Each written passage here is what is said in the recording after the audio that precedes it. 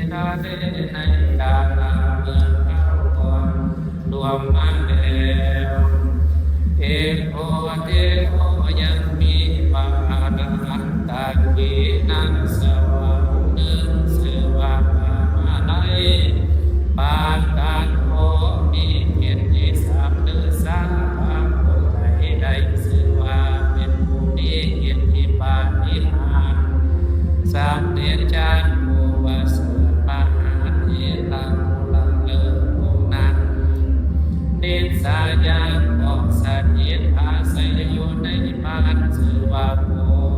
กับโพจะทำมาด้วยอิริยาบถมีอาศีพอฟังโพธอาเสอยู่ในโลหะชนะจุนนาโหตปาโหตอยู่ในตัมปะปาเนยาทวีอันเป็นที่ที่อยู่แห่งแก้วสามประการด้วยเหตุที่สุดที่อันพระพุทธเจ้าเทระผู้นั้นเป็นพระสัมปติสัมมิทายานมีอิทธิปาฏิหาริย์มีชาติประเสริฐเลิศกว่านรชนทั้งหลายกาเลในกาลนั้นกามาไลเทวาเทโลเจ้าเป็นผู้มีอุปการะคุณแก่สัตว์ทั้งหลายเป็นจำนวนมากในเขาชั้นสมาบัติชั้นแผ่นแผ่นดินลงไปในเมืองนรกเป็นเนื้อสาระนาริตวาแล้วก็นั่งเอาข่าวสารความต้องการของสัตว์นรกทั้งหลายมาบอกแก่ญาติพี่น้องที่อยู่เมืองมาตุให้ฟังทั้งสุทางถวายอาหารกินตามสาจิตรักษาศีลภาวนาเจริญเมตตากุศลขอวันบุญทรงไปบอกว่าเมืองนรกนั้นได้เขาถูกต้องละพากันขาดอาหารลำบากยากเหลือหลายหาองค์สวงสมัยก็มีแต่นายมีลาลาว่าพวกอะไรตอนถือหัวไหลลงไปในหัวต้องแผ่มีหมอกไหลแทนลูกสวงหัวต้องแผ่อันแสนอ่อนถูกไฟเผาลามให้สลายถ้าไฟเผาแตกสลายเป็นจนมีจนไปบ่มีเวลางานใดอยู่เป็นสุขเลยตัดกาเลในกาลาเมื่อนั้นบังอามาไลได้รับความทุกข์ยากทุกข์จากสัตว์นรกดังนั้นโสเทโลอันว่าพระเทระนั้นบอกกวีกวาตัวระยะยกย้ายไปหามาสู่เมืองมนุษย์ตุนิตาตุนิตังพระเทระเจ้าก็มีบุญสุดไปหาอิวบาให้พวกญาติของสัตว์นรกได้รักษาทั้งสามการเงินทองโดยรวมกันเดชะนาอันมาชนเหล่านั้นเป็นสัตว์ซ้ำที่เป็นญาติก็พักทำบุญตักบาตรสักดิ์สิทธิ์อินทานทำบุญอุทิศทานไปให้แก่ญาติของตนคนทั้งหลายที่พ่อมีญาติก็มีพี่น้องมรณะท่านก็พักทำบุญกุศลเอาไว้เพื่อจะให้ได้เป็นนางมาไปพ้นจากอบายอิกาทิวาสาอยู่มาในวันหนึ่งเทโรอันมาพาไลเทระเจ้าพุทธายาสนาพระพุทธเจ้าก็รู้จากศาสนาในกาลเมื่อยังเศร้า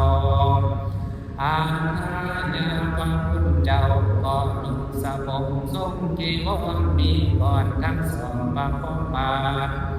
ลีลาเข้าไปสู่ระเบิดบาทเพื่อ จากกระทำผิดขาจากบิณฑบาตเลยมาลายาอันดีสังรวมอินทรีย์อย่างระมัดระวังเมื่อได้อาหารพ่อปะทังยังอัตภาพในสบายพระพุทธเจ้าจึงโยกย้ายขยับขยื่นเคลื่อนที่กลับไปสู่วัดปฏิเลเอโกธาติทากาภูริโสยังมีกาธาชายนายภูคตาคนเข็นใจไหลสาคนหนึ่งซึ่งลงไปอาบน้ำในสระสำลักกายสบายตัวเขามองเห็นดอกบัวเต็มนาทีเลยเกิดความยินดีไปเก็บเอามาได้แต่ดอกเนื้อบอกว่าเอาไปทำบันไดปฏิบัติจิตสว่างเมื่อเดินไปตามมักคามองเห็นพระมาลัยกำลังเดินมาก็เลยศรัทธามีความเลื่อมใสใครอยากจะไปถวายดอกกุศลอันนั้นท่านแล้วก็จิตเดินเข้าไปหาวันทิตวาแล้วก่อนนั้นวันท่าก็นกมือกราบไหว้ถวายดอกกุศลนั้นแก่พระมาลัยแล้วจึงตั้งใจขออธิษฐานปรารถนาขอให้พ้นทางดอกกุศลบันดาลพ้นทุกข์จากความทุกข์ยากพ้นจากความลำบากทั้งสัตว์นี้และสัตว์นาแล้วจึงกระทำอำลาเดินทางต่อไปส่วนปาลันตามาไล่ก็ให้พรขอให้เจ้าผู้สัญจรได้รับพรสวัสดีมีความสุขได้สมบัติอย่าได้ขาดเกิดทุกภพทุกชาติสมปรารถนาเมื่อนั้นพาลันตาได้ครอบครัวแล้วใจผ่องแผ้วสดใสเจือกดำดีในใจของตนวันที่ไม่มีจะเข้าไปใดจ้าคิดไปคิดมาก็เลยเนิ่นนึกออกจึงนึกออกว่าเอาไปบูชาพระธาตุเกศแก้วจุฬามณีเจดีย์สถานที่อยู่ในวิมานเมืองเมืองแดนตะวันติสาสวรรค์พอคิดตอนนั้นก็เข้าสู่ฌานสมาบัติจรลิ้วผิวปัดปัดอาจสามารถเข้าฌานประมาณลัดนิ้วมือเดียวก็ไปถึงความเขตปอนพาธาเกศแก้วจุฬามณีอาจมีอยู่ด้านหน้าปางเจ้าฟ้าวิสยนตนพญาอินทาธิราชโอปะกันตวาปะลันตามาไลก็เอาไปบูชาดอกอุบลเอาตนเอากาไปวันทาด้วยกิริยาเป็นจามขาปฏิทันเป็นจิตทางคารมวงหาประกาศนิสิทีข้าพุทธเจ้าก็สถิตสำราญในสถานที่สมควรส่วนกันนิหันเล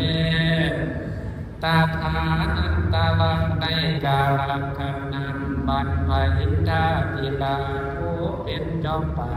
ในสวงสวรรค์จึงท่านเสด็จเข้ามาบูชาพระธาตุเกศแก้วจุฬามณีพร้อมไปแล้วด้วยบริวารกัตตวาการทำการเมียนวัด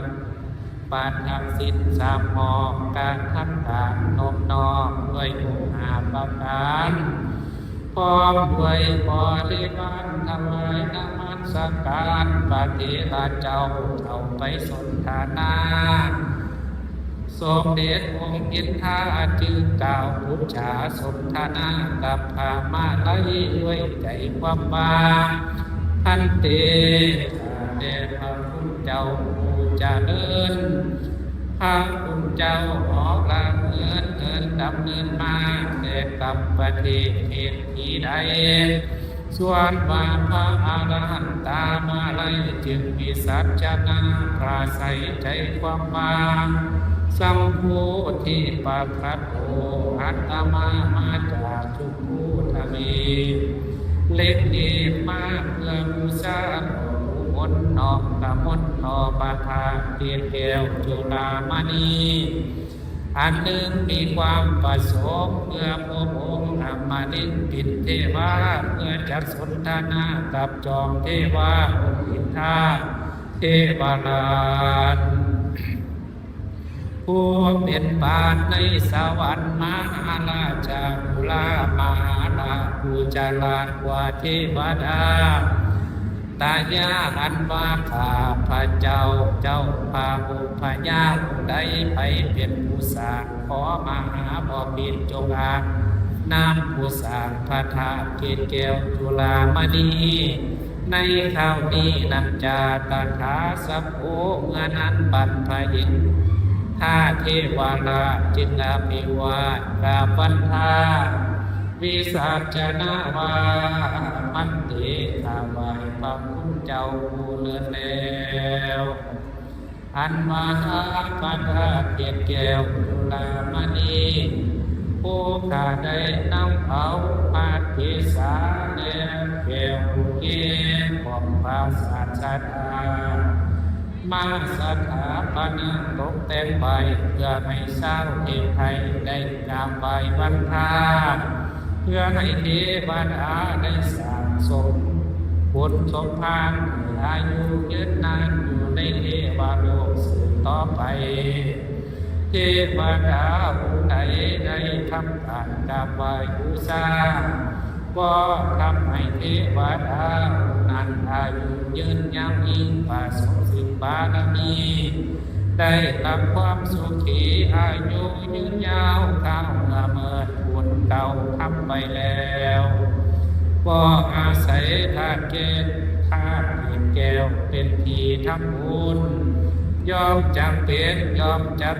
มงคลเป็นกอบบุญหนุนให้ไปอยู่เมืองฟ้าถ้าหากว่าเงินกองบุญบ่ได้ทำมงคลกองบุญเอาไว้ก็จับได้ลงมาจากวิมานเหมือนสมภารเมื่อไพ่ลุนเหมือนกองบุญเมื่อไพ่หาก็เป็นคนตับพากำเอิงนั่นก็ขาดเตชะนาขันบาคนทั้งหลายบ่คนไปศึกษาบ่ทำบุญต่างๆหลายที่ก็ย่อมมีบุญน้อยก็หากตกต่ำต้อยแต่อยู่เมืองคนก็ย่อมได้ทำตนให้ตกต่ำก็ได้คิดทำทางสิทธานก็เป็นการอยู่ในความประมาทผู้ฉลาดคิดต่อการกุศลจึงได้เอาตนขึ้นมาเมืองฟ้าได้ไว้หน้าเขากาบูชาได้เข้าไปบรรทาบูชาพระมหาธาตุก็ให้ขาดในเมื่อวันศีลก็ยอมได้ยินดีในสมบัติอันประเสริฐอันอยู่ในสัตว์ฟ้าเลิศเมืองบนเป็นคนก็ได้ตกต่ำเป็นเสวยสุขแสนสำหลายประการก็ย่อมมีบุญสมภารก็อาจได้ถึงสู่ปราสาทเน่าอยู่ในวิมานจนเข้าถึงเมืองนิลพันธ์ในชาวนาปุญชเลตถากาเลในกาลเมื่อนั้นอันว่าอาลังตามาไลจึงได้เลื่อมใสในคำปราศัยของอินทาติลาโพธิจึงขออนุญาตกับถามว่ามหาราชาจุฬา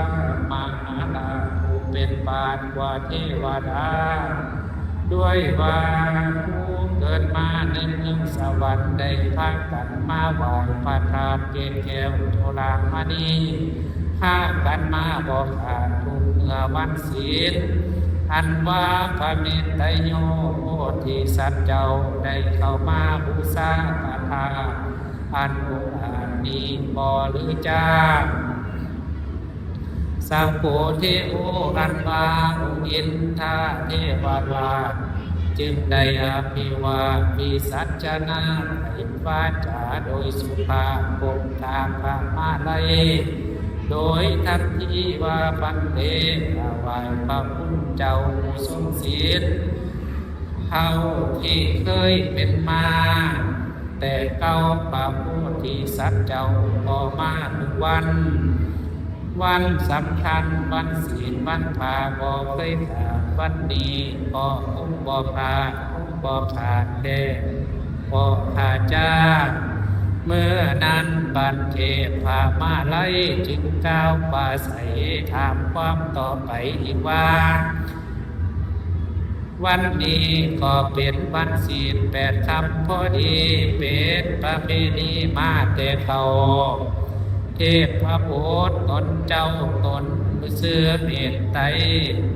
จะมาหรือใดนี่จะโสอินโทอันว่าพระอินทาธิราชผู้มีปัญญาฉลาดจึงกล่าวว่าพันเตข้าไหวอันว่าฝ่ายเทวบุตรองค์นิเศษ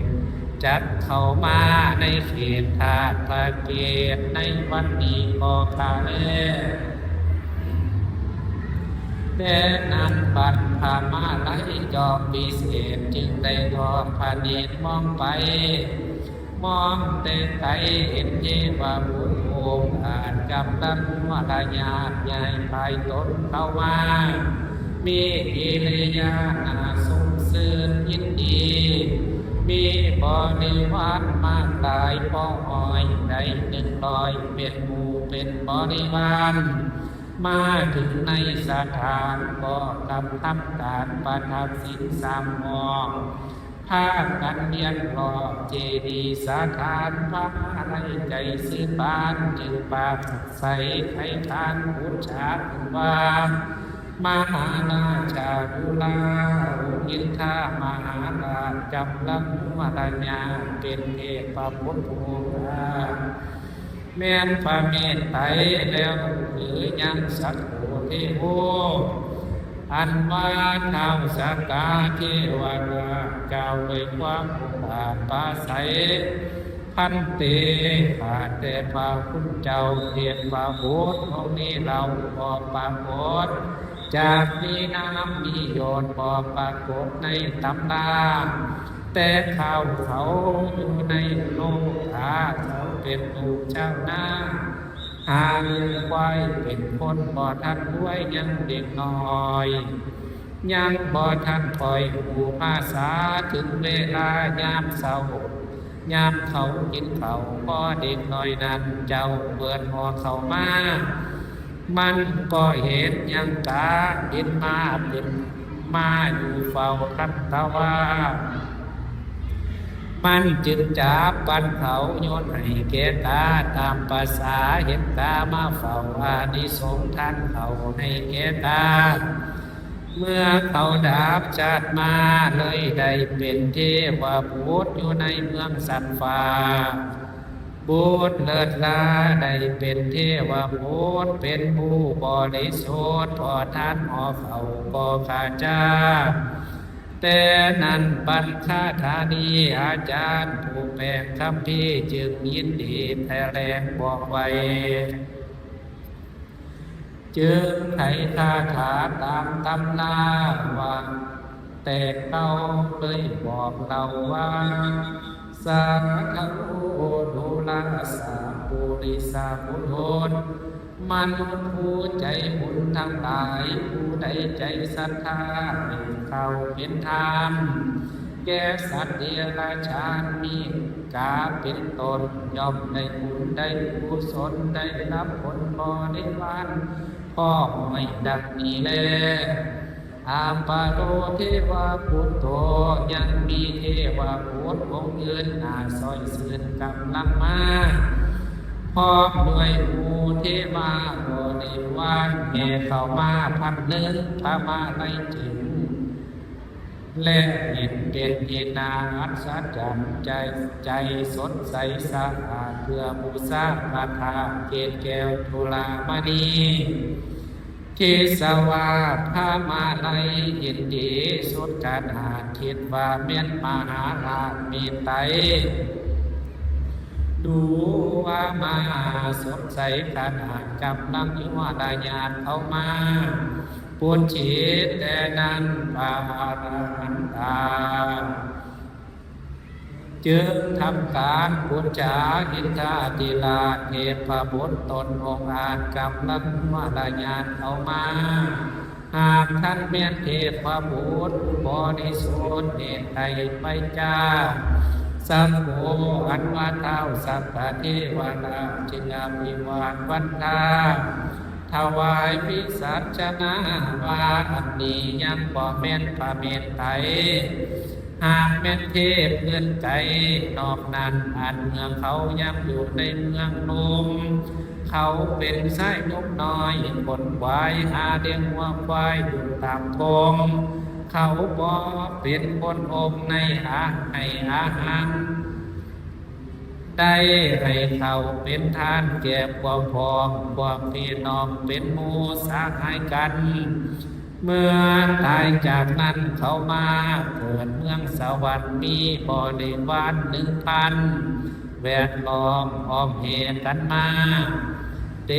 นาเหตุนั้นบรรคาถาอันดีเวทีเจ้าผู้เป็นคำพีจึงมีใจยินดีว่าขอประกาศเป็นคาถาเป็นตำราแสดงมันดังนี้แลถามว่าดูที่ว่ากุโตเมื่อนั้นบัดเทพบุตรองค์ไม่2,000มานั่งกันพ่อซื้อนาเพียงเงินสดใสแต่นั้นองค์ป่ามาไล่ผู้วิเศษตัดยินเห็นเป็นอรหันต์มีผิวพรรณอันงามอาทิตย์เทพบุตรลีลาอันแต่ไปองค์ปาลังตามาไล่จิตถามว่า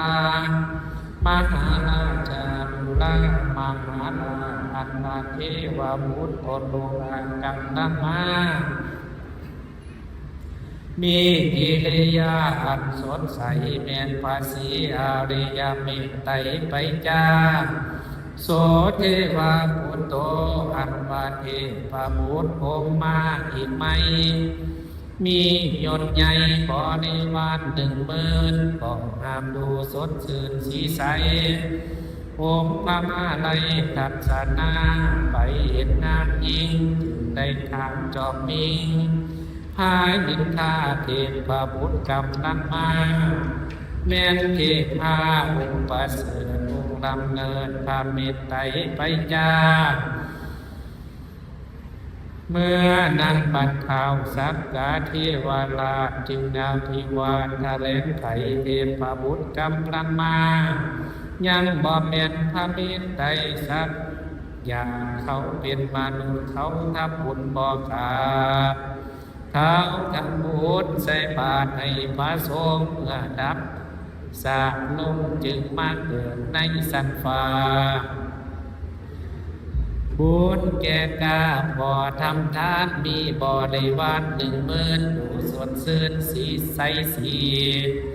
เป็นผู้ศรัทธาดีทำบุญตักบาตรบ่มีขาดก็ขาดแน่เตนาเหตุดังนั้นบรรพาธานีพระอาจารย์ผู้แปลงคำพีจึงกล่าวสาธุดีทำบุญตักบาตรได้ขึ้นสู่ภาษาขอทานขอขาดแน่โสเทวาพุตโตยังมีเทวาบุตรองค์ใหม่บริวารยิ่งใหญ่20,000พอดีประกอบด้วยรัศมีงามสภาตั้งใจมาไหว้พันธาเอกแก้วจุฬามณีแต่นั้นพาลังตาองค์วิเศษพาได้ทอดพานิเทศไกจึงได้ถามท้าวสังหัสสะในภูมิมหาราชาจุฬามหาราชเป็นบาทเมืองสวรรค์อันที่กำลังมาในใจหากแม่นพาเรียเมตไตรแล้วหรือยังสัพพุอันว่าองค์อินทราผู้วิเศษจึงน้อมเหตุบายวัฒนาองค์ที่กำลังมามีบุญมาเข้าเมืองหาดเข้าอยู่เมืองบนเขาบ่แม่นคนจนสักอย่างเป็นเศรษฐีสามารถถวายทาน วางยาตายประการทั้งเสียผ้าเอาไว้กันทุกทาทั้งอาหารเขาทั้งบุญทำทานบ่ได้ทาน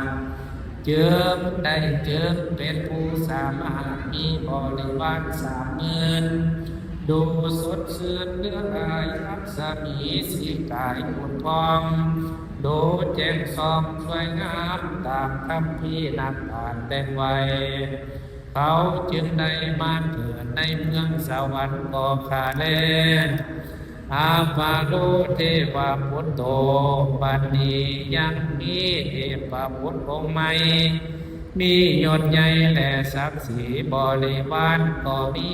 40,000ดูสดชื่นสีใสจอมอรหันตามาลัยมองแต่ไกลดูสดงามยิ่งพระองค์จึงขอถามว่ามหาราชาดูก่อนมหาราช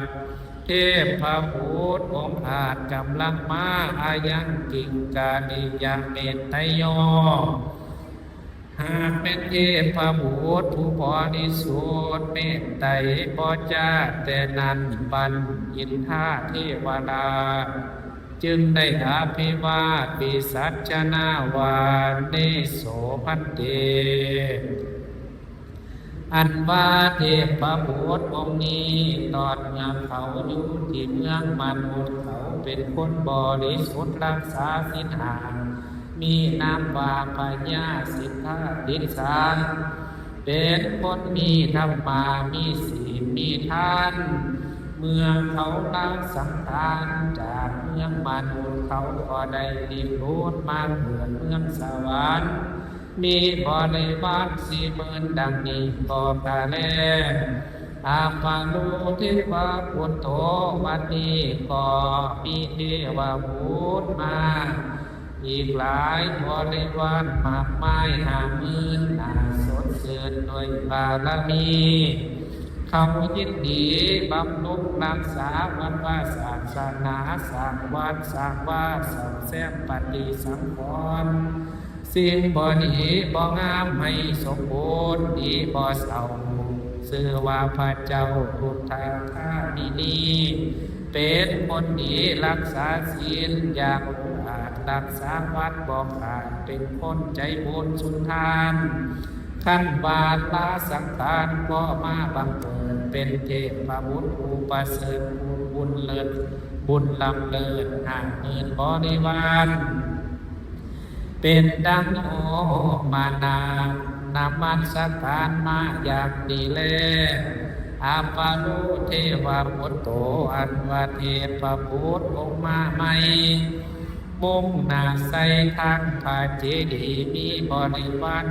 60,000น่าสอยสืบโสภาเมื่อนั้นพามาไล่จึงถามท้าวสาหัสนัยผู้เป็นใหญ่กว่าเทวดาว่าขันเต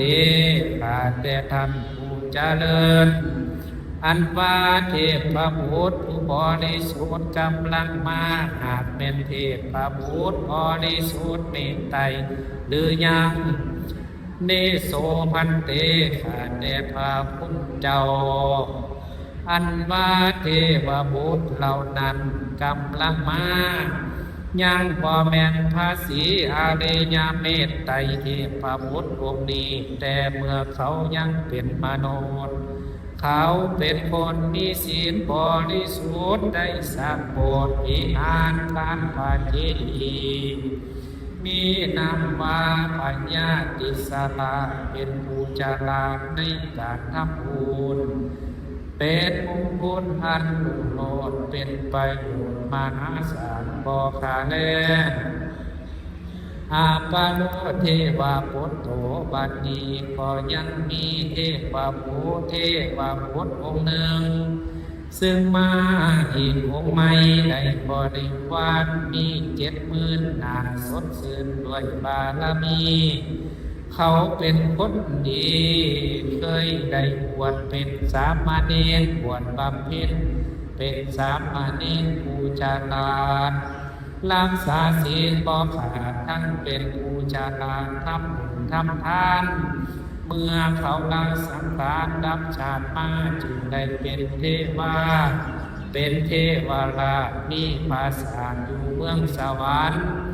มีบุญหลายอนันต์บริวาร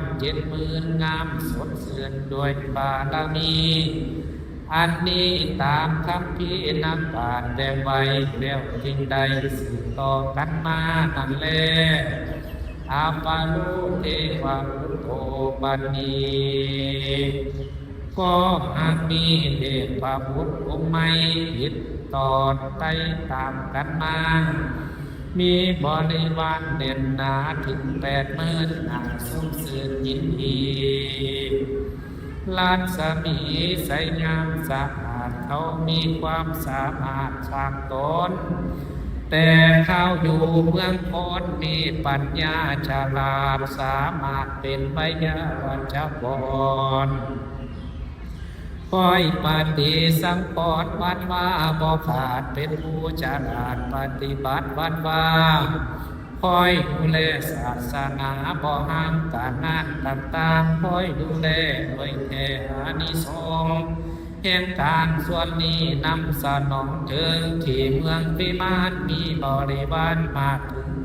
80,000อาปานุเทวะพุทโธ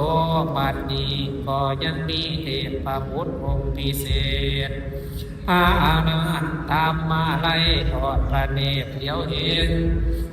เป็นที่อาศจรรย์ยิ่งหลายอย่างบริวารมีมาถึง90,000เดินมาถ้าบริวารเข้ามาบูชาประทานเกศแก้วจุฬามณีถ้ามาในเห็นแล้วจึงถามองค์ปาอินทาถามจอมเทวาอินทาเทวรามหานาชานุกรมหาลาเทพบุตรผู้ชั่วราญาเข้ามาแม้นว่าเป็นเทพบุตรบริสุทธิ์เมตไตรบจาแต่นั้นยอมเทวาเป็นองค์อินทาขอกราบไหว้ว่าเนโสพันเตอกนี้ยังไปแม่นพันเมตไตรกคาเลด้วย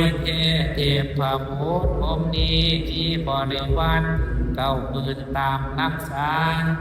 ข้าวเมืองเขาอยู่เมืองโลกาโลไกเขาหากเก็บเอาใดดอกกันนิกานำเอามาบูชาทั้งเทียนถูกทั้งนำเอามาบูชาปาสักอุปทานที่ดีแล้วก็มีทั้งมวลผมเกณฑ์เก่านำมาเขาจัดเป็นเครื่องบูชาแล้วพอเจอปรารถนาอธิษฐานอุปถาขอเป็นปฏิพร้อมหอมสุขดวนโดยไปหาเที่ยวประกาศให้พวกญาติของสัตว์นรกได้รับทราบข่าวสารการเดือดร้อนโดยทั่วกันเต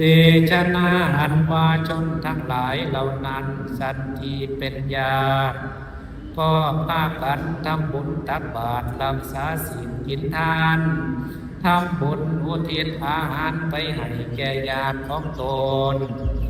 คนทั้งหลายที่บ่มีญาติบ่มีพี่น้องมรณะดับขันก็พากันทำบุญกุศล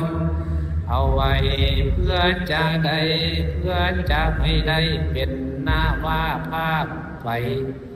พ้นจากอบายเอกาดิวสังมาอยู่มาในวันหนึ่งเทโลอันว่าพระมาลัยเถระเจ้าพุทธายาสนาพระพุทธเจ้าก็รู้จักอาสนาในกาลเมื่อยามเศร้าอาทายาพระพุทธเจ้าก็นุ่งสบงทรงจีวรมีกอดทั้งสองประคองบาทลีลาเข้าไปสู่ระเวลาเพื่อจะกระทำผิดพลาดจามบิณฑบาตด้วยมารยาททันทีสำรวมอินทรีย์อย่างระมัดระวังเมื่อใดอาหารพอปัดทังยังอันตรายไม่สบายพระคุณเจ้าจึงโลกย้ายขยับขยื่นเคลื่อนที่กลับสู่วัน บัดนี้แลอิโพทางนิทางกามุลิโส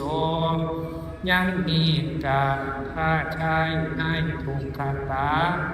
คนเข็นใจไหลสับคนหนึ่งซึ่งไปอาบน้ำในสาจำร่างกายสบายตัวเขามองเห็นดอกบัวเต็มนาทีเลยเกิดความยินดีไปเก็บเอามาได้8 ดอกหนึ่งบอกออกว่าจะเอาไปทำอันใดปาฏิปาเจติสาวาเมื่อเดินไปตามมักค่า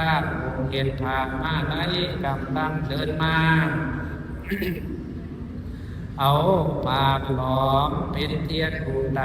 เอาเป็นพวงดอกไม้เป็นเครื่องสมนา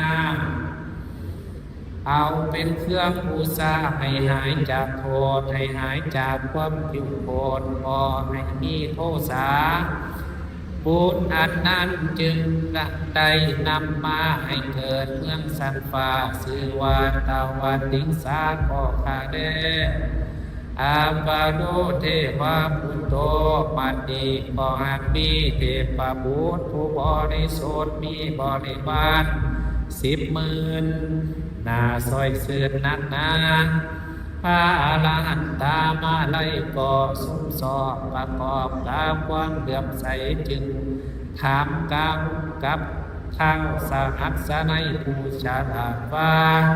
มหาราชาลุลามหาราชผู้ฉลาดมีปัญญาเทพพหูตกำลังมาบริวารเหลือไหลมาหาเมียนพาอาริยเมตไตรมจาสักโกอันวาดข่าวสักกะเทวดาผู้มีอำนาจลำยิ่งจึงกล่าวว่าพันเตธาแต่พระพุทธเจ้าอันว่าเทพพหูตผู้กำลังเก่ากำลังพุทธมีไตเต่าพร้อมหมู่บริวาร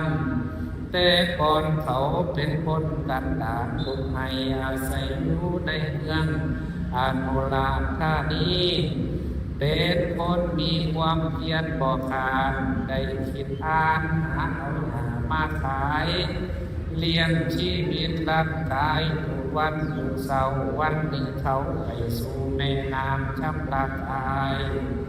เลยไปเห็นดินทรายขาวงามสะอาดแล้วเลยคิดฉลาดบวชมากบ่อเจดีย์ทำพิธีเป็นดังจอมข้าผู้องอาจงามเหลือหลายเขาทำเป็นเจดีย์ทรายบูชาพระพุทธบาทบูชาอภิวาทพระรัตนตรัยพร้อมทั้งเก็บดอกไม้บูชาพระธรรมนำมาประดับประดาบูชาแล้วกราบวันข้าพร้อมอธิษฐานน้อมด้วยกายทั้งวันวาจีทั้งวันมโนทั้งวันปรารถนาอธิษฐานของมีบุญแก่ข้าอานิสงส์อันนั้นได้มาเกิดสันฟ้ามีวิมานมีทั้งบริวาร10,000น่าสวยเสื่อสดใสขอพระคุณเจ้าจงเข้าใจตามในที่ผู้ข้าเสด็จมาที่การเทศนากันมาไล่เหมือนมีด่านเดิน37ประการข้าตามคำมีปรมัตถาโชติกาปัตมาเนยวันนานานิทิตาก็บรบวนแล้วทอดีตีกองให้เนกายุ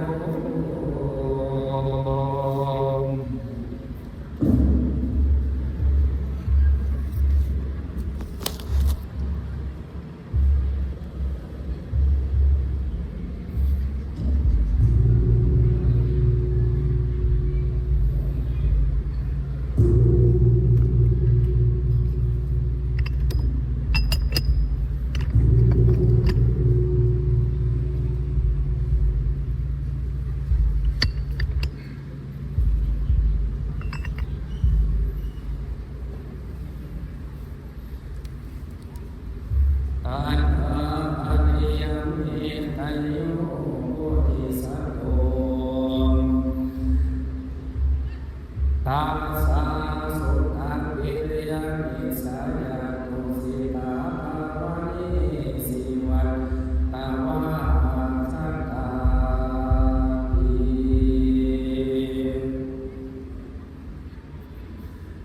สั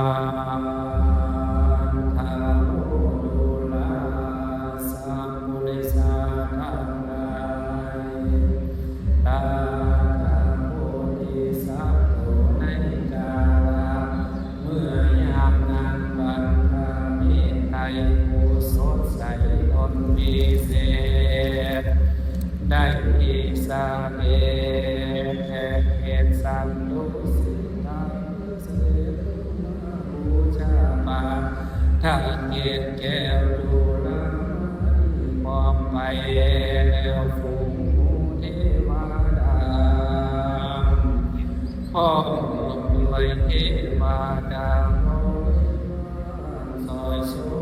มีบาปานแสนตามกันมาโพละโพจาสาตังกันนายังนางฟ้าผู้โลดได้ห้อยโพดออกกันนาปาชาโตมีนางฟ้ามาตามหลังบ่ห้อยโพดได้ขอกันทักขินาโตมาทั้งว่าบ่สำคัญนี้ทอกันได้ห้อยโกดรัศมีซอยโสดได้ห้อยโกดสีใสตา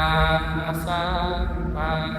ริยามิไตสมดูสดใสงามสะอาดดูสะอาดผู้สาวสวังกาบุตามียังยีวาเพียงดังแสงปาจันวันเพ็ญ15เสด็จมาแต่ถึงฟ้ากันหนาวรัศมีแผ่วพราวเอิดปิ่งมีแต่นั้นลำเลิศตามลุงมามีมือถือมาลาทำเทียนแดงถูกไตมีทั้งดอกไม้เป็นเครื่องบูชามีทั้งขันมาลาของหอมเนามีกลิ่นหอมมูลเราเพื่อนสู่ขันธาผู้สาวเทวาโสภาย่อยลายญาติคือดับพันโลภาย่อยลายญาติไหลลงมานั่นแลเฮโรตังคาตังดิสาวาเมื่อนั้นบันพมาไล่ใดแลเห็นแต่ไกลยอดยิ่งจึงได้ถามมาอินทาทีลาดวามหาราชาดุลาภามหาลาเทพบุตรที่มาในเวลานี้มีรัศมีสีใสอันแผ่วเบิกดูว่าอันประเสริฐยิ่งนักหนาท่านแม่นโอภามิไตแล้วไปจากในข้าวอินสักกะลินเทวตาจินนาภิวานำมันสังการว่าพันเตกาเตปาคุณเจ้าอรหันต์อันว่าเทพบุตรบริสุทธิ์บุตรพรมีรัศมีแจ่มสองสีใสก็แม่นพาริยังมีไตอุปเสริฐลำเลิศกว่าเทพบุตรเลิศกว่าคนในเมืองมนุษย์และเทวดาทั้งหลายแลเฮโลตังสุตตวะเมื่อผ่านเถรามาไทยได้ฟังดังนั้นจึงถามพระอินทราธิราชว่ามหาราชาดุกรมหาราชเทพนาลีผู้อายุรญามาก่อนพามิตรไตเขาทำบุญอันใดจังผู้ห้ามสา ดูสัพพะน้ำองค์อาจยิ่งนับแลโสสัพโขอันว่าองค์มาสักกาวิสัชนาวาพันเตข้าไหว้พระคุณเจ้า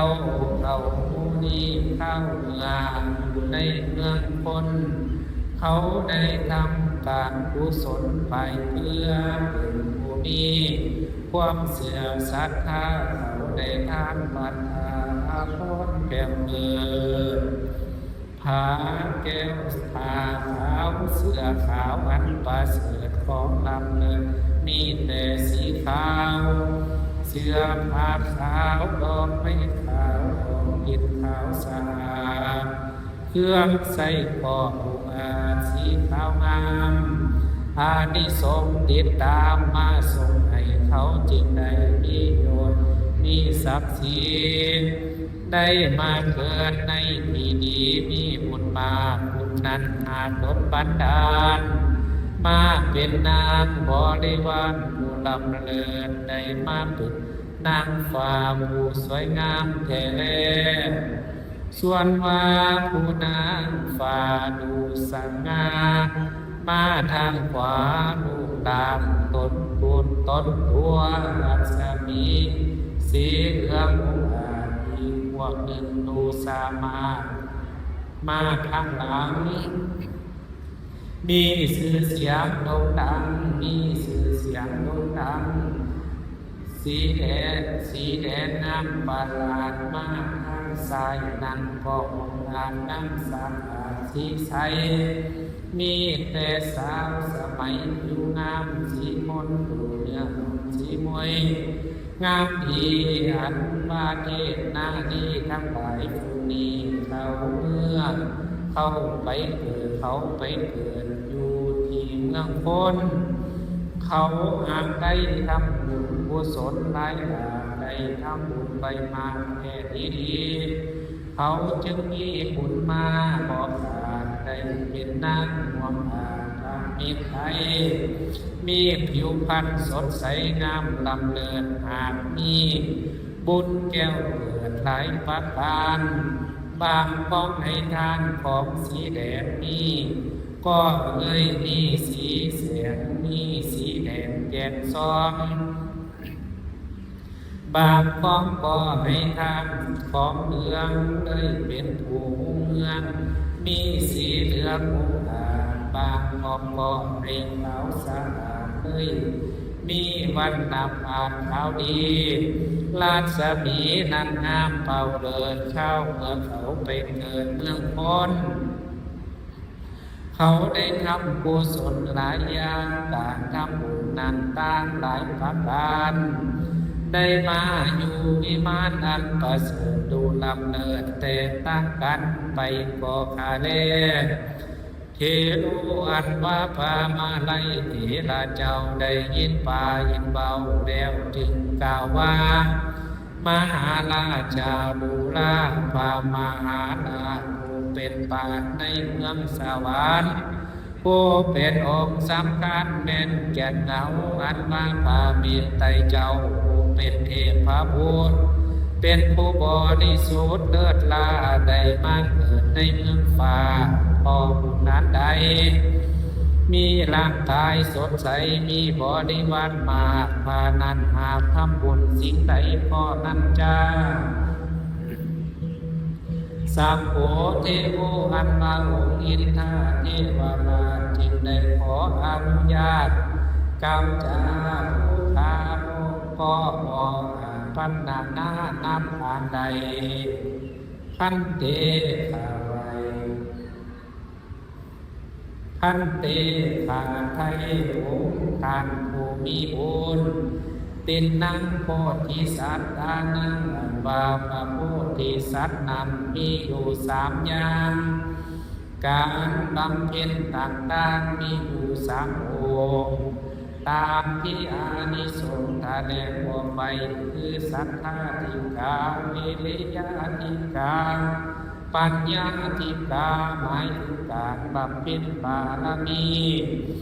สร้างบุญนิธิมากน้อยพอกันการสร้างบารมี30 ทัศ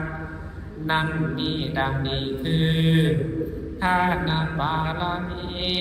ทานาอุปปาลามีทานาปาลามัตถปาลามีศีลปาลามีศีลอุปปาลามีศีลปาลามัตถปาลามีเนคขมมาปาลามีเนคขมมาอุปปาลามีเนคขมมาปาลามัตถปาลามีปัญญาปาลามีปัญญาอุปปาลามีปัญญาปาลามัตถปาลามีวิริยะปาลามีวิริยะอุปปาลามีวิริยะปาลามัตถปาลามีขันติปาลามีขันติอุปปาลามีขันติปาลามัตถปาลามีสัจจะปาลามีสัจจะอุปปาลามีสัจจะปาลามัตถปาลามีอธิฐานปาลามีอธิฐานอุปปาลามีอธิฐานปาลามัตถปาลามีเมตตาปาลามีเมตตาอุปปาลามีเมตตาปาลามัตถปาลามีอุเบกขาปาลามีอุเบกขาอุปปาลามีอุเบกขาปาลามัตถปาลามีรวมกันเป็นบารมี30 ทานหรือว่า30 ขอบำเพ็ญต่อให้บริบูรณ์บริจาคทุนเงินทองของใส่ของทั้งใดให้ทานลูกเมียให้ซอยเหลือสงฆ์ทายาให้ทานของบ่ขาดเรียกว่าทานบารมีให้อวัยวะของดีดวงตาแขนขานำเลือดให้อันนี้เรียกว่าเลียดได้เลียดอุปปาลมีทางชีวิตอินทรีย์ร่างกายตลอดทันนี้จัดเป็นยอดทานปาลมัตถปาลมีส่วนศีลนั้นก็ดีรักษาดีได้ถึง3 กันการงดนั้นก็3 ประการวิริยะก็วิริยะทำงานคือบ่ขี้คร้านเก่งทางเก่งทางด้านวิปัสสนาการศึกษาสมาธินิโรธได้ประโยชน์ได้กุศลกันติความอดทนก็ดีฝึกฝนได้สามสันสัจจะอันตรงไปตรงมาบ่มีการสมุสาตลอดการอธิษฐานคือความตั้งใจเที่ยงบ่บิดเบียนวันไหวบ่เลี้ยวไหลบ่เปลี่ยนใจให้เด็ดขาดขอเมตตาก็บ่ประมาทบ่โกรธโกธามีความเมตตาบ่กล้าบ่โกรธทำประโยชน์ให้แก่ส่วนรวมความใจดีบ่เกียดบังเบียดบ่รังเกียจเมตตาปราณีโอเบกขาก็ดีบ่รับผิดชอบบ่ประกอบเข้าข้างผู้ใดบ่ดีใจบ่เสียใจวางเฉยตลอดอันดีละเป็นยอดของบารมีพระเมตไตรเพิ่นสร้างความดีสร้างบารมีมาได้10 องค์อาสงไขยได้เป็นวิริยะที่กาผู้ยิ่งใหญ่ในการบำเพ็ญกับเกิดเป็นจบกับเกิดเป็นจนนับสักบ่ได้บัดนี้หากใดหากใครจบเขตพอดีถึงวางศาสนาภาษีจิมาหอดไกลผู้ข้าก็หากใดเบาต่อพ่อประมาณขอนมัสการให้พระพุทธเจ้าได้ทราบแต่เพียงเท่านี้ก็กาเลโสโพธิสัตโตเมื่อนานบันพาเมตไตรเทพพุทธบริสุทธิ์ตนองค์อาจภาคก็พาบริวารวรยาเข้าไปไหว้พระเกศแก้วจุฬามณีพอดีแล้วก็ได้ทัศนาเห็นองค์พระอรหันตมาลัยเลยเกิดความเลื่อมใสจึงได้เข้าไปไหว้วัดท่าก กล่าวคำพุทธจาวาพัฒเตถวายพระคุณเจ้าผู้เจริญแม้ว่าพระคุณเจ้าหอรังเดินมาจากประเทศที่ทางไหนก็อาจจะจำผู้ที่ฝากพระโกรธแต่นั้นพาอาราหันตามาไลจึงไขคำถามทะเลแจ้งต่อพระเมตไตรเทพบุตรฟ้าอาตมามาจากชมพูทวีก็ได้รีบมาบูชาพระธาตุขอพระมหาราชจงเข้าใจแต่นั้นพาอริยเมตไตรเทพบุตรจึงนมัสการถามพระมหาไตรว่าพันเตขาดแต่ท่านผู้เจริญอันว่าคนทั้งหลายในชมพูทวีเขาพากันทำบุญหรือทำบาปก็พระเจ้าเทโลเมื่อนั้นปัตภมาได้ทีละเจ้าจึงได้เว้าสีแจงแถลงไขใจความว่า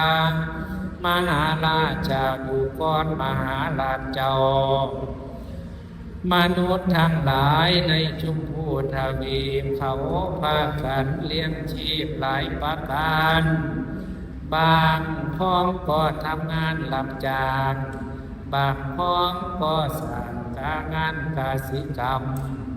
บางพ้องก็ทำนาทำให้บางพ้องก็ฝักใฝ่ทางวา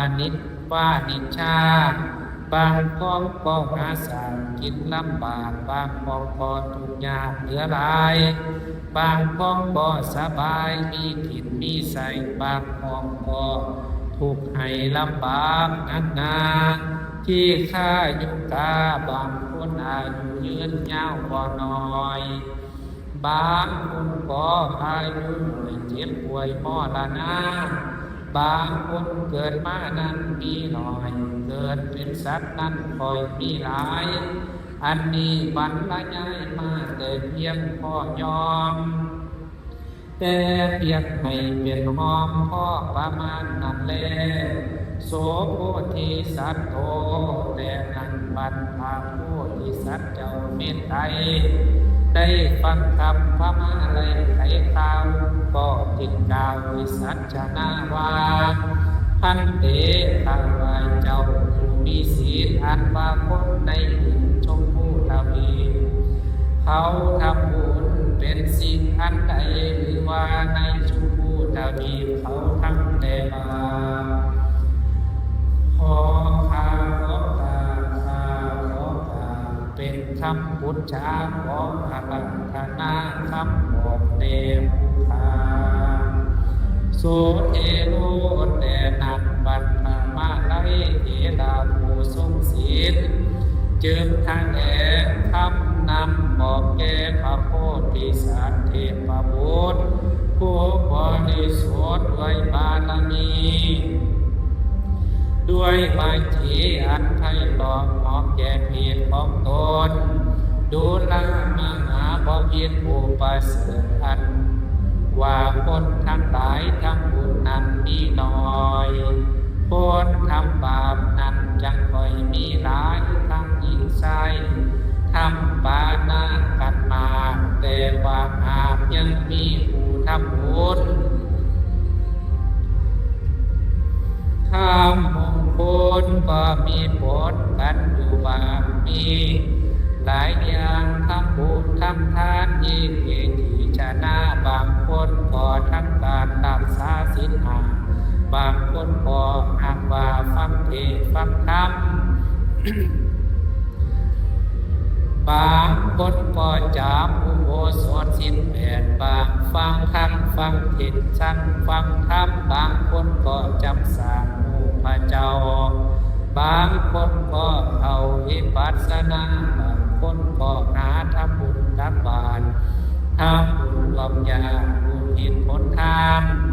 สร้างศาลาวิหารสร้างสถานเจดีย์มีธรรมามีทำบุญตักบาตรเป็นบางเวลามีหลายอย่างนาหลายแนวหลายบางต้องทำบุญบวชทำบุญกฐิน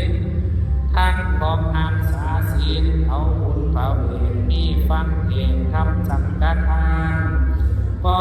มีประมาณอยู่มาแต่งานว่างแต่บางทำผลกันมีเป็นการพนันพอสักพันคือกินเหล้าทั้งผู้นุ่งผู้เฒ่ากินสุราเฮฮาหวนเสื่ออันที่เห็นการยืนคือขาหัวไว้ขาหมูขาไก่ขาสัตว์น้อยสัตว์ใหญ่เวลาทำบุญจากว่าสิเป็นบุญหรือเป็นโทษกรุณาโปรดวิสัชนาขอให้ชาวโลกได้จื้อบางพรโสโพธิสัตโตแต่นักปัญพาโพธิเจ้าจึงกล่าวเอาพอประมาณการที่ทำบุญมีให้เรามีให้เราเหมือนว่าพอได้บุญทำได้สูญพอมีประโยชน์ได้แต่โทษพอมีทางบุญเสียดายทุนเสียดายบริจาค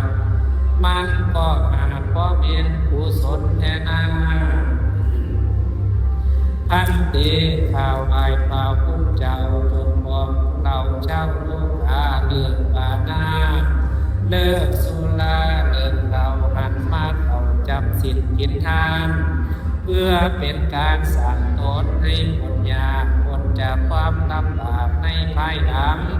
ให้ผู้ยังอยากเห็นผู้ผ่านในขันนาให้คอยถือศีลนั้นต่อหน้าพันเตขาดแต่พาคุณเจ้าผู้เจริญอันว่าพ้นทั้งหลายทุกภาคหากเขาหากคิดอยากเห็นนายุกก็จะแต่นังปัญภามาไลเลยเราวิสัชนาไปโดยชอบประกอบแต่ความจริงอันว่านอราชามนุษย์ทั้งหลายอนุโมทันติเขายังคิดอนุโมทนาอยากเห็นนาอุปามีใดมหาลาใดหรือมหาลาเมื่อใดพระองค์จะลงไปเกิดได้เป็นผู้ประเสริฐผู้เลิศแล้วในโลกานิจจาเมื่อนั้นบาทพระเมตไตรบรมโพธิสัตว์เจ้าจึงตั้งเป็นท่าถาวาพันเตข้าพเจ้าทางเขาเจ้าสุนคนผู้เป็นมนุษย์โลกอยากเห็นหน้าผู้พาในภายหน้าอีลียกให้เขาตั้งใจฟังเทศเรื่องพระเมตฉันนอนจะโลกแล้วในวันหนึ่งวันเดียวให้เขาพากันตกแต่งเขาแบ่งเครื่องกิยาบูชาพันตามเทียมถูกพังพันดวงหัวเขียวหัวแดงมีมาเทหอพันกระดิ่งพันหอมเอาดอกวนดอกอับโอบเจ้าจัดหาผู้บนวันนาบานเป็นดอกกันของแต่งบูชาจัดหามาพ่อพันทุกอย่างดอกไม่ต่างอย่างละพันดอกอันสั้นเดียละกาดอกขันก้อนอาทุ่งใสนำเขาไปบูชาฟังเทศจัดเอาบุตรพระเวทจัดฟังเทศประจำปีอยากเห็นนาภาษีอริยเมตไตรผู้จะลงไปตานปาดกิเลสในข้างหน้าขอให้พระพุทธเจ้าอาเสขาจงบอกชาวโลกขาบุญพระเวทให้มานั่งฟังเทศตลอดวันหนึ่งวันตลอด1 วันแลเยชนะอันว่าชนทั้งหลายเราใดมีจิตใจเหี่ยมโหดเหี่ยวโกรธโกธาบ่มีบ่สมมาผู้มีศีลบ่ยินดีเข้ารบผู้ใหญ่บ่เอาใจใส่ข้าละว่าพระสงฆ์บ่คิดดำรงศาสนา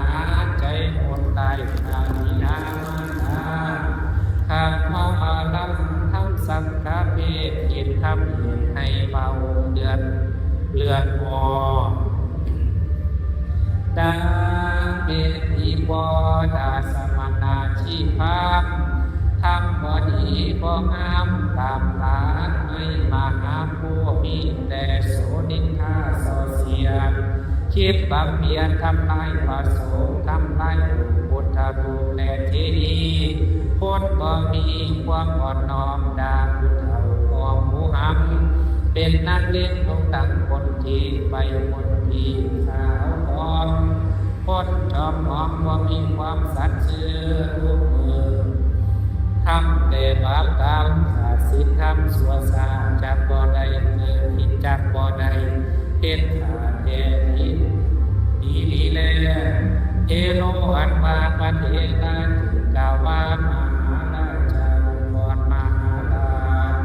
อาตมาจากนำเอาคำของท่านไปบอกแก่ชาวชมพูทวีให้เขาได้ทำแต่บุญเพื่อให้เป็นบุญเป็นประโยชน์เพื่อบ่ได้เป็นโทษแก่ผู้ชนเมื่อได้ผลมาหาลานเจ้าจึงจะเข้าสู่โลกอานิจจาแต่นั้นบัดพระโพธิสัตว์จึงตรัสว่าอันเตข้าไหว้พระผู้เป็นเจ้าโพธวาพุทธศาสนาอันว่าศาสนาพระโพธิ์องค์พอละหาท้ายหายสิ้นไปเมื่อใดตัดสมิคเนในขณะยามนานอันว่ากุศลกรรมจะทำให้ประสบพบกับสิ่งโหดจะเกิดมีเหตุร้ายฝ่ายบ่ดีฝ่ายอัปปีจะเกิดมีมาในโลกสุขโพสาลานังนามามัตตัมปีอันว่าฟุกคนมีบุญนานก็จะพากันนี้ไปบ่มีแล้วตถากาเลในกาลยามนานอันว่าคนทั้งหลายบ่มีความหมายหายจากกิเลสโมตังวาจะทำแต่กรรมมันเป็นบาปทำแต่สิ่งที่ยากบ่ปานีทำแต่สิ่งบ่ดีคบคืนเหมือนกับสัตว์อื่นเดียระดาเมียนนั่นเมียนว่ามีลูกหลานเลี้ยงหลอนผู้เกิดรุ่นเกิดก้อนก็คือกันทำเหมือนมันเป็นสารเป็นแต่เพศเกิดละเมิดทางเพศบ่มีละอายทั้งผู้หญิงผู้ชายเบาไปบ้านไปหมูมาสุมาณาอันว่ามนุษย์เกิดมาทั้งหญิงชายเกิดมาใด5 ขวบหรือ5 ปีก็จะยินดีเอาเมียแล้วผัวมีครอบครัวแต่มีลูกน้อยสินสอดไปหากันตาทานในกาลยามนานผ่านว่ามนุษย์ทั้งหลายบ่มีความหลายเห็นกันว่าเป็นเนื้อเห็นว่าเป็นสัตว์เสืออาหารจึงพากันจัดการเอาของเอาไม้เอาหาเอาได้ของมีคมบังเกิดมีอารมณ์ไล่ตีกันขาถือได้ฆ่าลงดาบไล่แอนเนื่องจากความตะเวนไล่เอ็กันว่าโลกทั่วเพื่อชิบหายเกิดไล่ฆ่ากันตายไปทั่วโลกอิปโยโลกทั่วโลกาจากนั้นมาจะมีคนฉลาดพอคนสามารถสวมผมโพสีพากันหนีไปหาที่หลบหลีกพากันหนีไปดูผู้บาปเตชะนาอันว่าคนบาปหนานอกนั้นก็คิดมันไปหาทำลายฆ่ากันลบตายเดียบาดาลกองเกลื่อนการเต็มแผ่นดินสัตตมีทีวาสีพ่อเมื่อใด7 เพื่อพ่อเมื่อใด7 วันผ่านไปแล้วมงคลฝากแก้วสีใสเวลาผ่านไปครับลมแปรนิคมิตวาเขาจึงหนีออกมาจากป่าไม้แล้วจึงพากันในปรึกษากันปฏิลาภิตวาตามที่สัญญากันมาแต่ก่อนมาจากบนภูเขาดูแลเจ้าคำทั้งหลายบัดนี้พวกเอาจงมาทำบุญให้ทานเวลามายาบัดนี้พวกเอาเหลือหลายมาใด จากฟ้าไม่เหลือตายคนจากอันตาตายมาได้แล้วเอามายึดเอาแก้วสามประการมาถือสิ่งกินทานอย่าประมาทปานาติบาทคอยรักษาตัวทินนาก็อย่าพาตัวกาเมอย่าขาดถือเอาสุราของเมาก็อย่าพาตัวมุสาวาทอย่ารวมเกินด้วยบังเอิญเอารอดอยู่ได้ทำเอาไว้เดินทางทุกคนเขาว่ากันพอนั้นแล้วก็เพียรขาดแก้วการทำบุญทำอันเป็นมงคลทุกวันแลแต่นั้นมาพวกผู้ตามีอายุ5 ปีก็เราพากันมีบุญทรงให้อายุได้ถึง10 ปีอายุมี10 ปีก็มี20 ปีก็มาขึ้น20 ปีก็เกิน30 ปีสูงขึ้นไปไกล10 หอยหอดคันสูงขึ้นไปคือกันหอดแสนหอดโกดคือได้ดุงโลดถึงอาสุไขแต่ทางกาเลในการต่อไปเขาเลยประมาทอายุก็เลยขาดตกลงต่ำลงไปจากอายุไขลงมาเก่าโกดแล้วก็สูงลงมาถึงแสนฟูกโมกดดังแดนพากันสดชื่นอายุยืน50,000ตกวางพอดีเด่นกันมาไล่แสนตถาคาเดยเมตโยโพธิสัตโตทัสสะสุตตะกิลานิสายาสุติตาภาวะเนสิวันตวะอัตตาอิแล้วก็เลยมีบุญวัฏพิสันติฝนก็เลยตกอย่างลงใส่แผ่นดินด้านข้างมา3ฝนก็เลยดินลงมาบอกขาด15 วันใหญ่ยาฝนตกลงแดนเลยพอได้ขาดแค่10 วันบางเดือนเมื่อวันก็มีเทียนตาจันทางการฝนตกอีกเพื่อพันก็เลยเกิดป่าไม้อันเดินทั่วที่เขาวันม้วนพืชสำคัญภูผาดอกไม้ก็มีก็ให้ดอกตูมดอกบานม้วนพืชอากาศงามงดงามดา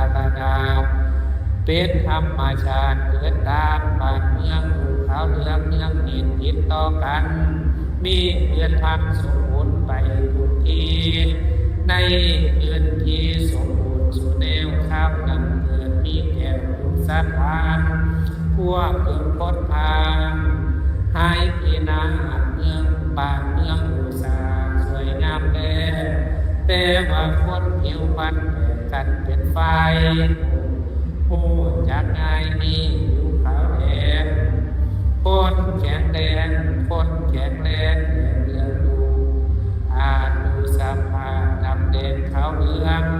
คนหุ่นเมืองไปคนลายางคือต่างๆอาหารการกินเต็มแผ่นดินโภชนาอาหาร3เล็ดตามต้องการอาภรณ์เสื้อผ้าก็มีทุกทานในโลกามีทั้งฝูงม้าลาภูผาดอกไม้สะพัดวังโบกได้มีทุกอันได้ยินกันผัวเมียบ่ผิดพลาดอาภิวาทท่านั่งก็บ่มีว่าถ้าบ่อยด่าเถียงกันแต่ความสัมพันธ์สามัคคีสันโดษกามคุณของมีโทษก็มีความอยู่โทษต่อกันอิลาหิโตด้วยแห่คนข้าวนั้นก็มีให้หน้าสวนการค้าขายทำบุญบ่มีลำจากบ่มีจากอย่างในโลกทุกผู้คนคอยผูกกินแต่ของผิดที่โยฝูงสัตว์ดีทั้งหลายพวกเขตบ่มีเห็นเหตุปัญหาเพราะไหม แต่ว่าเขาอาศัยของกินเป็นอีกโสปุริโสพวกผู้ชายนั้นก็บ่มีการงานพากันสมาทานรักษาศีลห้ายินดีผู้ยิ่งทุกขาสันโดษกับผัวเป็นคนผัวต่อบุญของบาปนาคาเนในกาลยามนั้นสาลีกาพิชามีเม็ดข้าวสาลีเม็ดหนึ่งข้าวดีข้าวสาลีเม็ดเดียวมีข้าวบ่มีเปียกบ่ได้เปียกรถใหญ่ห่วงงามตามประมาณสังขยาเมื่อใบเม็ดใดเม็ดหนึ่งนั้นได้2,000 ปลายกับ270 เวียนพ่อยอม60พอกยังไป30ให้กระเทียมน้ำยาแต่ว่าหากเป็นเม็ดข้าวสารตถาคาเลในกาลข้างนานมนุษย์สาอันมามนุษย์ถูกสัตว์บ่มีการผิดเถียงการบ้านการเมืองการหน้าการให้การเบาให้อยู่สุขสบายเวรทั้งหลายก็เหมือนอาบเหมือนวิวาทเรื่องของธรรมศาสตร์คือหมูกามันเกิดมาเคยตีกันนกเขาเคยตีกับนกเขาอันดีก็เราก็ตีกันมีการสัมพันธ์ต่อกันหลายอย่างแมวก็ตามบ่กินหนูจอนฟ้อนกับหมูก็หักกันไปหน้าราชสีห์ก็ว่าบ่กินลูกเนื้อเขาก็มีใจเอื้อเฟื้อต่อกันคันแม่นสัตว์วงนี้เศร้าเบียดเบียนกันเมื่อใดโยมก็จับลงไปตัดเมื่อนั้นแลยังสุดตาวาท่านว่าโยมได้ฟังโอกาสคำปราชนาเห็นท่าคงมาทั้งหลายว่าที่ลงไปโปรดสัตว์ให้พ้นจากโภคาสงสารอันว่าผู้สาวิโลเกนะโตก็ยังติดดูวิโลการอัมการว่าจะควรลงเกิดในสถานนั้นเป็นการสมควรดีอันนาธรรมนิภูมิเสภูมิปฏิธรรมันดาเมื่อประสูติหมดมาประมาณหลายอยู่ใน7 วันก็ทำลายขันจากโลกจากโลกไปอันนี้เป็นวิสัยเป็นประเพณีเป็นจายีตของสัตติแม่พระพุทธเจ้าตถาคาเนในกาลยามนั้นผู้ข้าก็จัดได้กล่าววันธนาจัดได้อำนาจเทวดาเจ้าผู้เป็นประธานลงไปตัดเป็นภาษาปัญญุตยานโปรดสัตว์ในสงสารโลกได้ก็ขาเลพันเตสวายพระพุทธเจ้ายามเมื่อขารวมเท่าโลกามานาสาวาคนเกิดมาในโลกเมื่อนั้นบ่มีอันเจ็บแข้งปวดขาบ่มีเสียตาคือหูหนวกบ่มีปวดขาหักและตาโลบ่มีคนขางูขาบ่มีคนขางูโปกขาบาดบ่มีคนพญาที่กูพุทธังทั้งผู้โลกผิวหนังขี้เหียดแต่ขี้กาคนถูกคนยาคนจอยคนโซ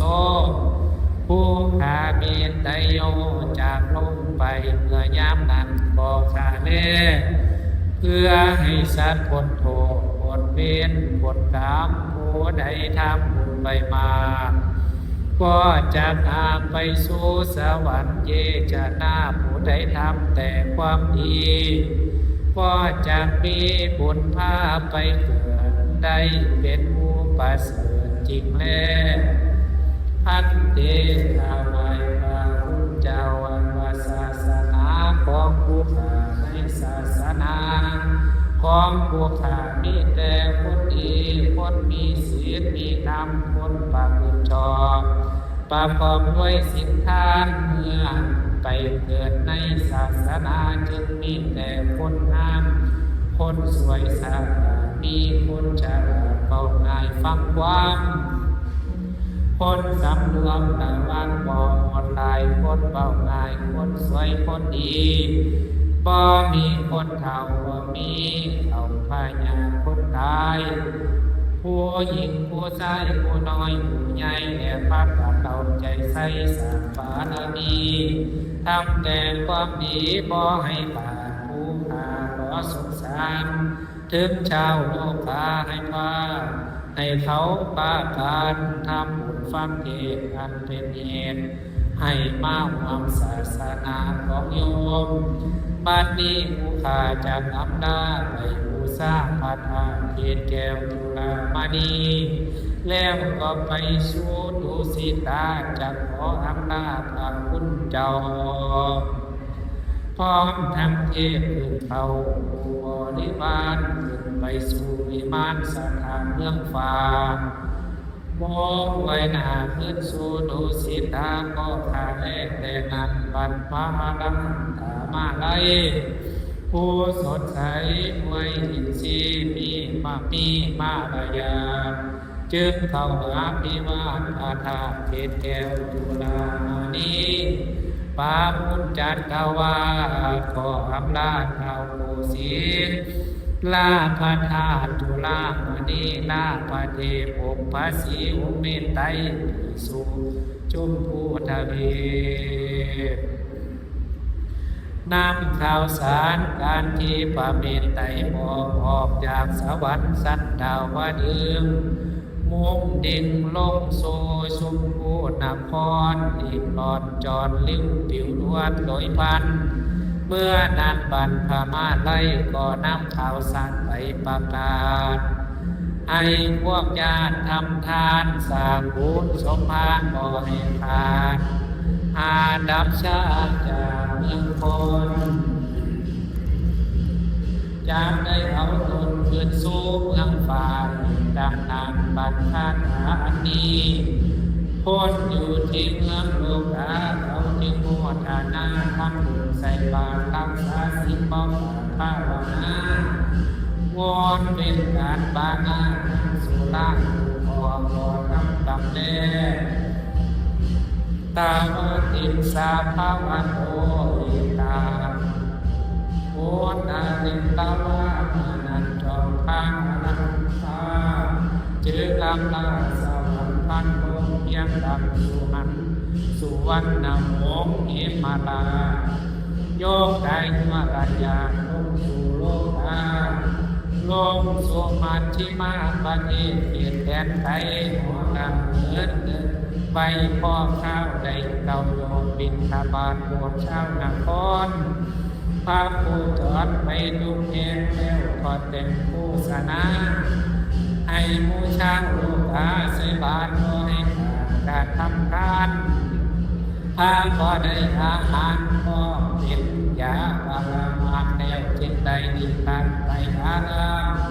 ด้วยอินทรีย์งามไปพักผ่อนไปสู่บอนอีกวีวิตโอชาวข้ามีอับโอภากันสมเสื่อพากันเตือนพอได้เขาพากันตั้งใจบอกประมาณ